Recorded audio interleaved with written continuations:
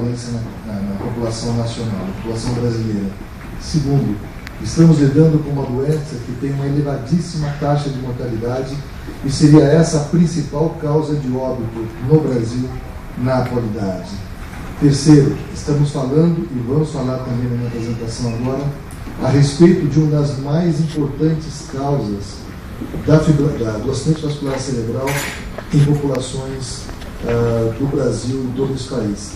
E por fim, vamos falar a respeito de uma arritmia cuja terapêutica pode auxiliar na prevenção do AVC, mas fundamentalmente a terapia relacionada à prevenção da formação do coágulo nessa arritmia desempenharia um papel fantástico, espetacular, na inversão dessa mão. Ou seja, nós queremos com isso trazer à população, trazer para os nossos pacientes um novo alento terapêutico para mostrar fundamentalmente que essa doença tem prevenção, que essa complicação grave tem prevenção, e isso pode ser realizado com relativa facilidade nos ambulatórios médicos na atualidade. Eu queria mostrar aos senhores a respeito da fibrilação atrial, que foi agora sobejamente discutida pelo Dr. Alexandre e que nos interessa fundamentalmente nessas regiões do ato esquerdo e do ato direito. Os atos não se contraem de maneira adequada, fica fazendo esses movimentos e com isso o sangue não circula adequadamente. Não circulando, ele predispõe à formação de coágulos. É muito fácil entender isso. Quando você corta um dedo, por exemplo, e pinga esse sangue sobre a mesa, esse sangue parado ali em cima, alguns segundos depois, vira uma bolinha vermelha. Aquilo é o coágulo. Aquilo que se forma dentro do coração.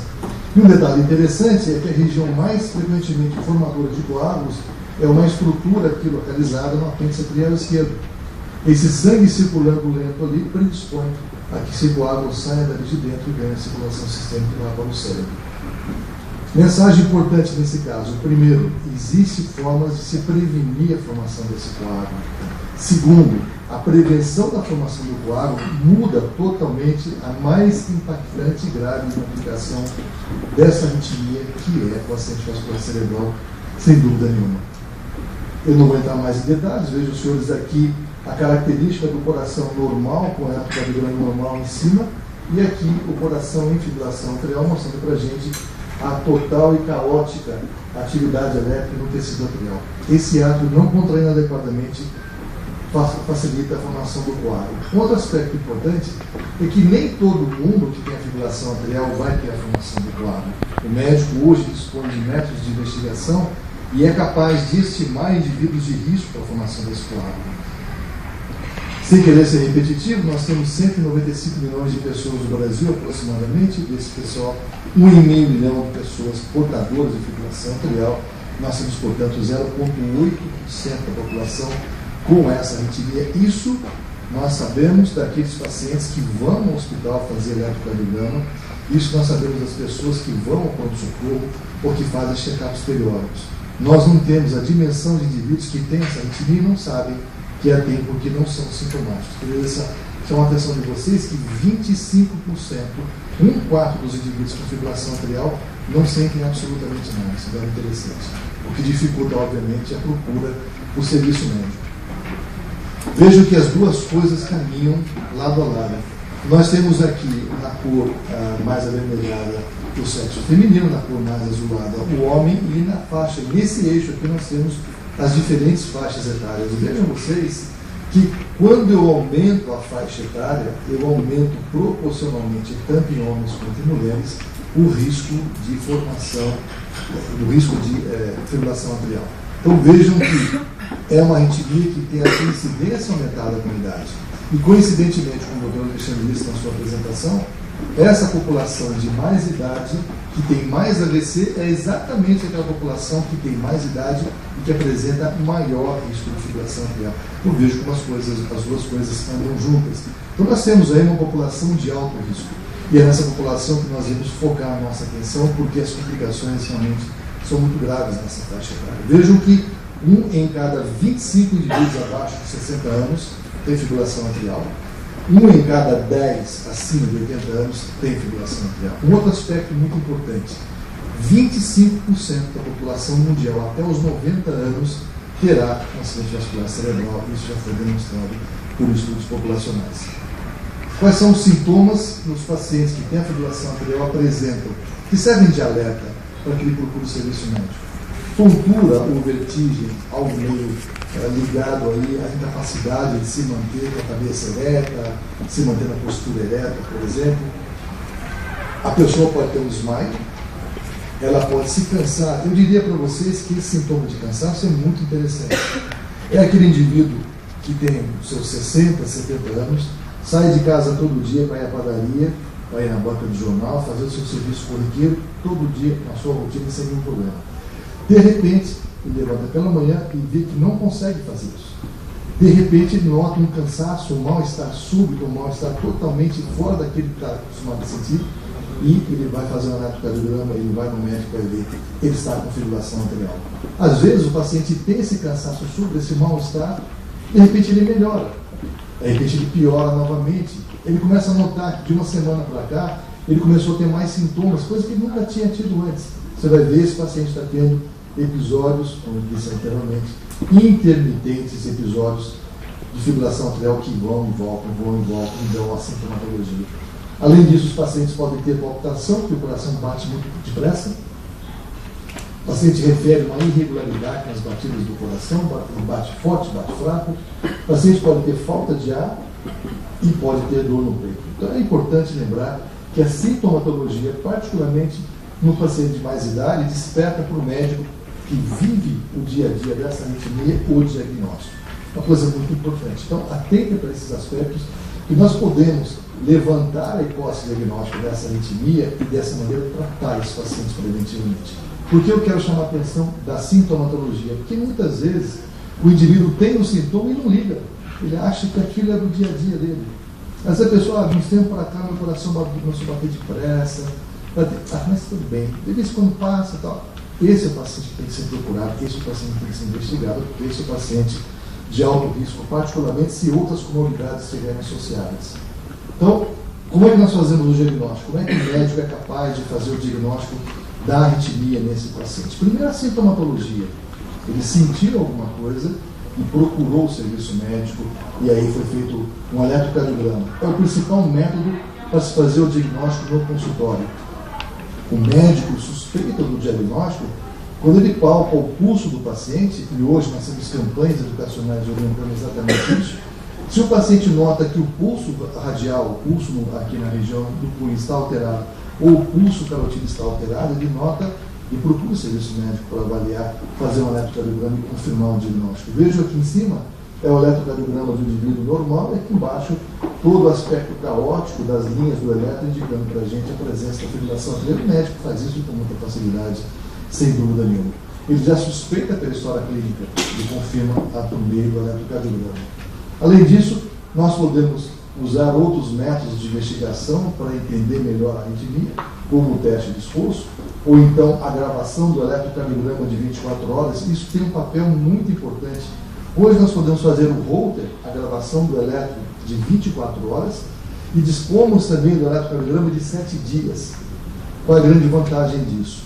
Quando um paciente tem um sintoma exuberante, um sintoma muito intenso, ele é internado.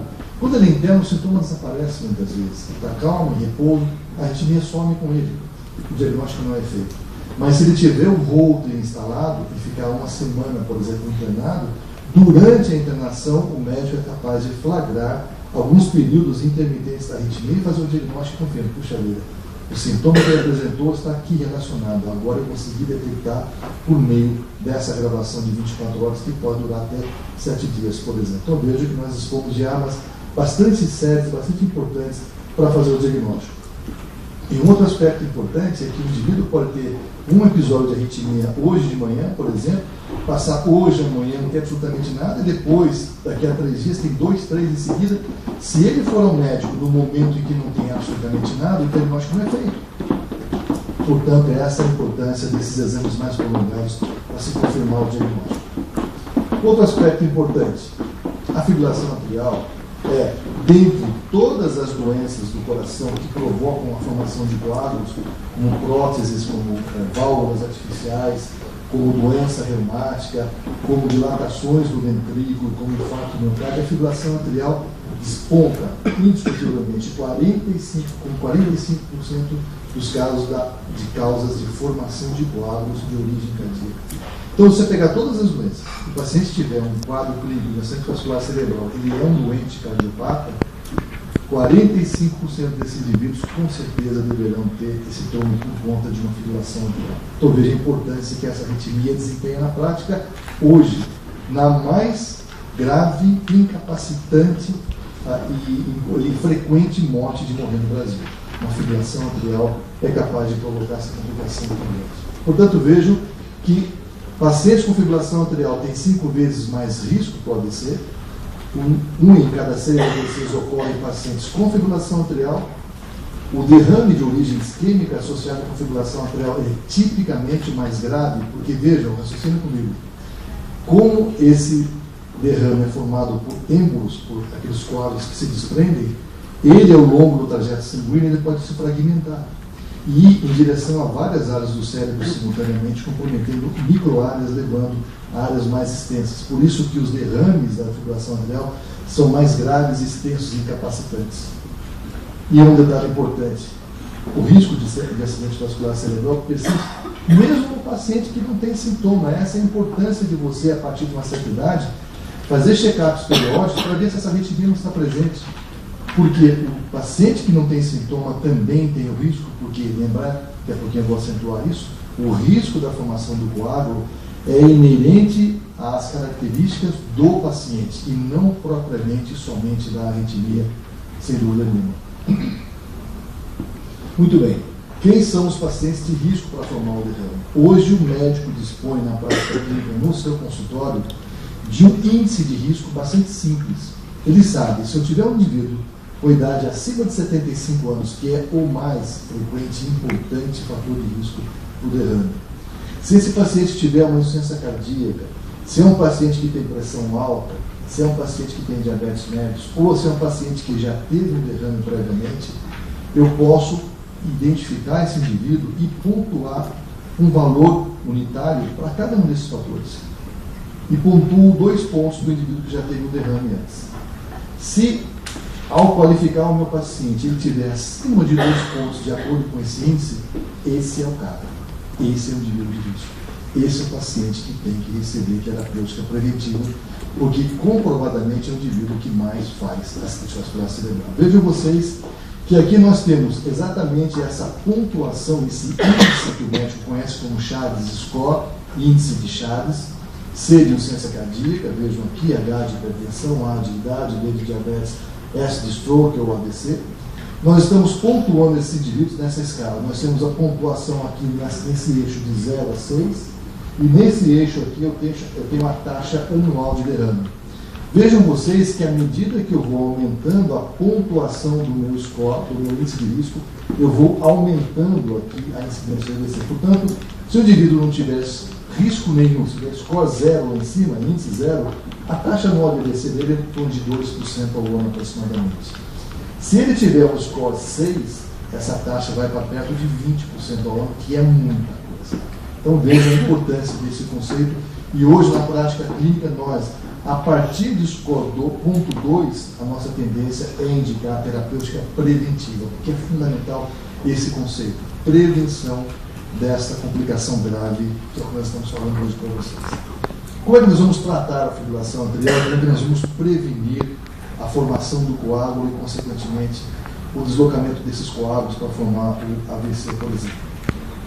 Nós podemos tratar o paciente através do controle do ritmo cardíaco. Existem remédios hoje que podem normalizar a fibrilação atrial para o ritmo cardíaco normal, mas isso não garante sucesso na prevenção somente do AVC. Isso é muito importante. Melhora o sintoma, melhora o desempenho físico, mas não garante que esse paciente não terá a formação dos coágulos ainda. Ou então, se eu não conseguir normalizar o ritmo cardíaco, eu tento normalizar a frequência cardíaca, que é uma condição clínica que dá um alívio sintomático aos pacientes. O paciente passa bem depois disso. Mas, repito, ainda não está protegido da formação dos coágulos.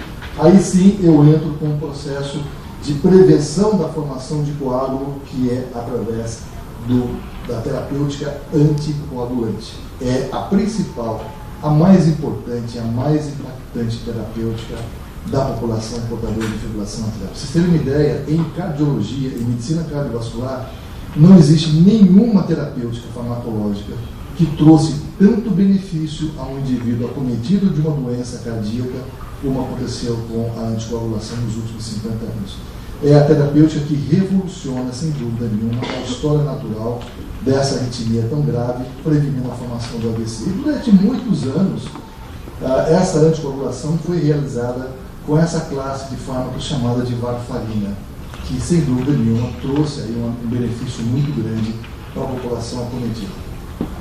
Baseado nesses fatores de risco, baseado no conhecimento de que a arritmia pode levar à formação do AVC, baseado no conhecimento do perfil clínico do doente que pode ter o derrame, as sociedades de cardiologia dos Estados Unidos, da Europa e também do Brasil idealizaram uma diretriz, uma orientação básica que traz ao paciente, o médico, a orientação, quem deve ser efetivamente perseguido com a terapêutica preventiva do AVC, por meio da anticoagulação. Dividimos os pacientes em 3 grupos: um indivíduo de alto risco, um indivíduo de risco moderado e um indivíduo de baixo risco. Quem é um indivíduo de alto risco, que tem fibrilação atrial e que faz mais AVC? É um indivíduo com idade acima de 75 anos, eu falei para vocês anteriormente, e é também um indivíduo que já teve um derrame. O Dr. Pierre falou muito bem. A taxa de recorrência, a taxa de voltar um derrame em quem já teve um é muito grande. É muito grande.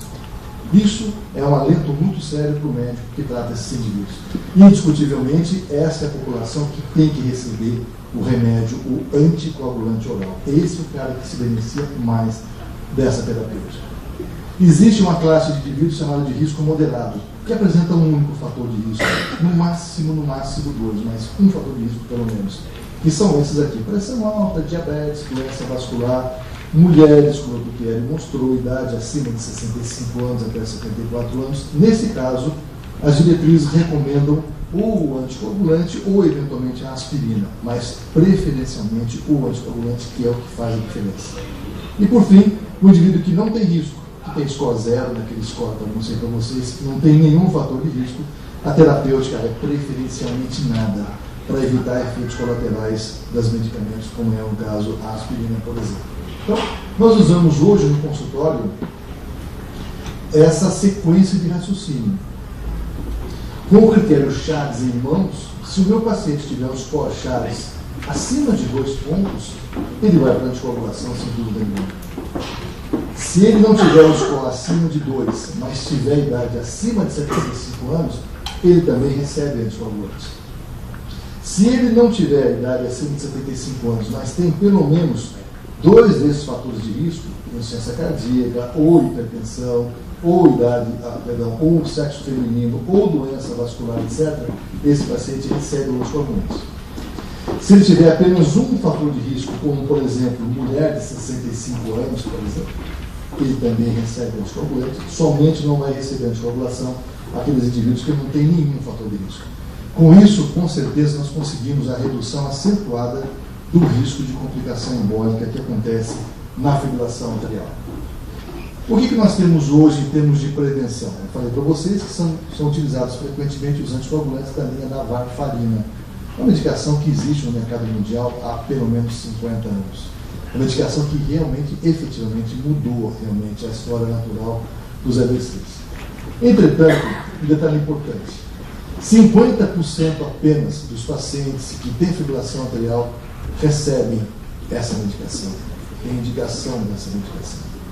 Segundo, aqueles indivíduos que recebem esse remédio como prescrição médica, apenas 30% deles fazem o uso correto da medicação e têm uma taxa de anticoagulação bem realizada.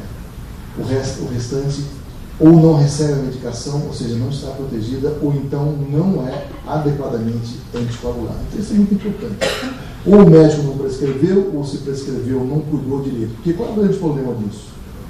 Essas são as limitações que a varfarina ou outros medicamentos que são antagonistas da vitamina K, que são chamados anticoagulantes propriamente, trazem para a gente. Primeiro, uma resposta clínica imprevisível. Você dá o remédio para o indivíduo, você não sabe quanto tempo ele vai estar efetivamente protegido.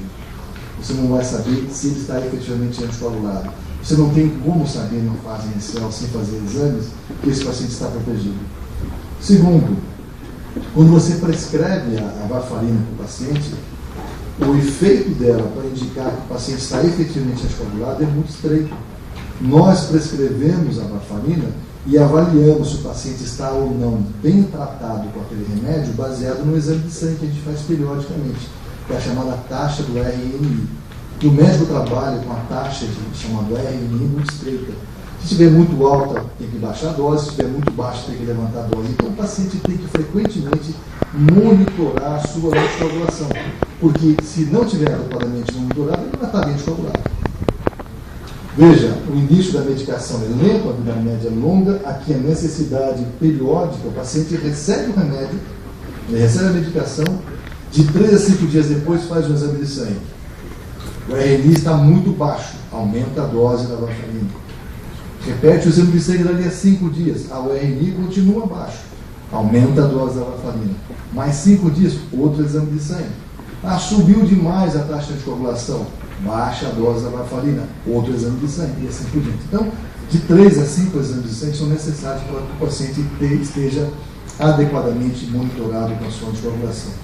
Portanto, essa monitorização é necessária para se fazer o reajuste da dose. Isso porque, repito, se o paciente receber dose muito alta de varfarina, ele pode ter hemorragia. E se ele tiver com a dose muito baixa, ele pode ter uma trombose. Além disso, esse remédio interage com alimentos.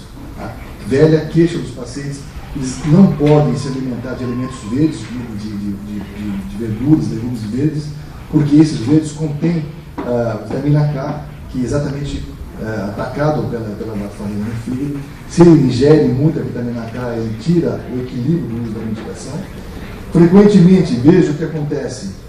O Dr. Pierre mostrou, eu mostrei para vocês agora. A incidência da FA aumenta com a idade. A incidência do AVC também aumenta com a idade. Geralmente os idosos têm reumatismo, doenças pulmonares, etc. E precisam tomar outros remédios, analgésicos, anti-inflamatórios, antibióticos, infecção urinária e tal. E esses remédios todos interferem com a varfarina, dando, portanto, uma interação farmacológica muito importante que pode interferir no resultado da anticoagulação. O médico tem que estar a par disso. E, por fim, cerca de 15 a 20% dos pacientes podem ter a resistência à varfarina. Então, vejam, senhores, que existe essa problemática. Além disso, quais são os riscos ligados à varfarina especificamente? É o número 1 em menções de óbito por remédios que causam efeitos colaterais em uso terapêutico. Ela foi causa de 6% de 702 mil efeitos adversos de medicamentos tratados em salas de emergência nos Estados Unidos.